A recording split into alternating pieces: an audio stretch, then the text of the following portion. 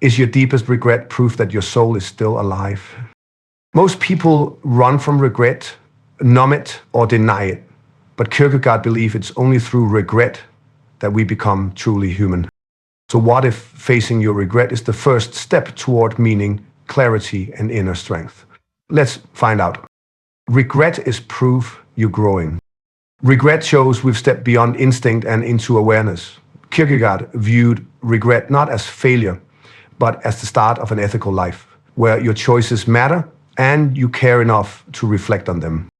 Regret can feel like a heavy weight, but in truth it's a powerful signal you are awake. It means you're no longer sleepwalking through life, reacting blindly. Instead, you're conscious of the choices you make and you care about who you're becoming. That awareness is not a flaw, it's growth. Stop seeing regret as a punishment and start seeing it as a teacher. You said something you wish you hadn't? Good. That discomfort shows you have values, empathy, and the capacity to do better next time. You stay silent when you should have spoken up? That ache in your chest is not failure, it's your soul expanding. Kierkegaard reminds us the self isn't something static, it's something we must become. And regret is part of that becoming. Every time you feel it, you're being called back into alignment with your deeper self. It's a mirror that says you are capable of more. So next time regret visits you, don't run. Listen, learn. Let it sharpen your aim, deepen your character, and remind you that you are not numb. You are alive and still becoming who you are meant to be. You can't avoid regret, so choose meaning. Kierkegaard famously said that whether you marry or don't marry, you'll regret it.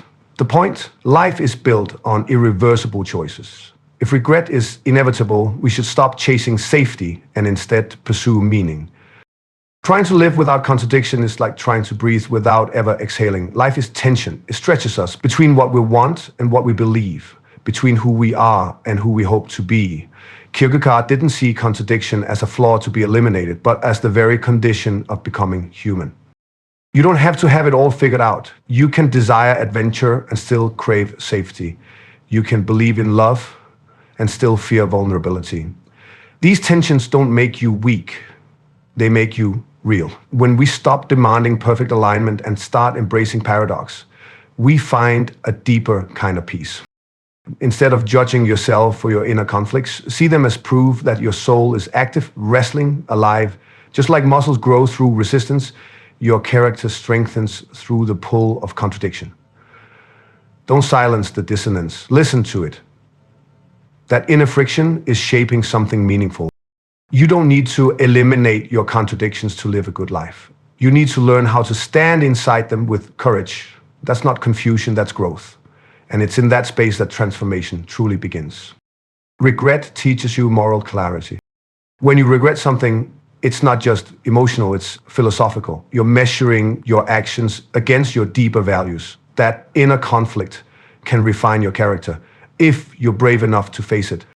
To carry your regret with dignity is not to dwell in the past, but to walk forward with the wisdom it gave you. We all have moments we wish we could undo, words left unsaid, choices we didn't make, paths we abandoned too soon.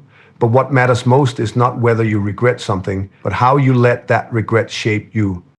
Regret, when faced with honesty and humility, becomes one of life's greatest teachers. It reveals what matters to you. It uncovers your values, your dreams, your vulnerabilities. And when you stop running from it, when you dare to carry it instead, it can transform into a compass. And this doesn't mean living with guilt forever. It means learning to let your past pain deepen your future integrity. You can become the kind of person who makes decisions not from fear, but from the clarity that only reflection can bring. There's a quiet strength in saying, yes, I regret that, and because of it, I choose differently now. You are not your mistakes. You are the person who chooses what to do with them. That choice, that daily commitment to grow, is where true courage begins. Don't suppress regret. Use it.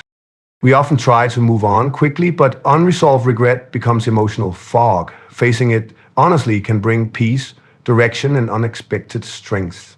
Kierkegaard believed it's through suffering that the soul grows. Regret, at its core, is a reminder that you are capable of caring deeply about your choices, your relationships, and your impact on the world. And while it can sting, it also offers you a unique opportunity. to realign with your values. When you sit with regret and listen to what it's teaching you, you begin to see the difference between who you were and who you are becoming. That gap is not something to fear, but something to honor. It means you're growing. The beauty of life is that it keeps offering new chances to choose better, to act with more courage, to speak with more kindness, to live more truthfully. Regret helps you notice where you've strayed from what matters most and gives you the clarity to walk back toward it. Instead of trying to silence regret, ask it what it wants to show you. Then act, make the call, apologize, begin again. Every time you align your actions with your deeper self, you regain a sense of meaning that regret alone could never offer. This is how you build a life you're proud of, not by erasing the past, but by letting it reshape the path forward. You can forgive yourself without forgetting. The goal isn't to erase the past, but to understand it. Regret can help you forgive your old self without denying the pain. In that balance lies real transformation. To carry regret with grace is to transform it from a burden into a compass. Instead of letting it weigh you down, you let it guide you gently but firmly toward a life of deeper intention. This doesn't mean wallowing or constantly looking back. It means recognizing that even your mistakes have value when you allow them to inform your future. Every day you have the choice to embody what you've learned. You don't need to have all the answers. What matters is the direction you're facing. When regret arises, it's not a sign that you've failed. It's a sign that you care, that you have a conscience, that you're still awake to the kind of life you want to live. Grace is not perfection. It's the courage to keep moving, to stay open, to meet yourself with honesty and compassion. When you do this, you stop fearing your past and start using it. You build character, resilience, and integrity, not by erasing what you've done, but by showing who you're choosing to become. This is how regret becomes something beautiful, not an anchor, but a light on the path ahead. Regret isn't something to fear, it's a wake-up call, a signal that you've started to care deeply about how you're living. Kierkegaard didn't see it as failure, but as the beginning of wisdom. And now, so can you. What's one regret that's taught you something meaningful? Drop it in the comments. You never know who your words might inspire. And if you're ready to take the next step inward, to face the uncomfortable questions that lead to strength, the next video on your screen will guide you there. It's all part of the journey. Don't stop now.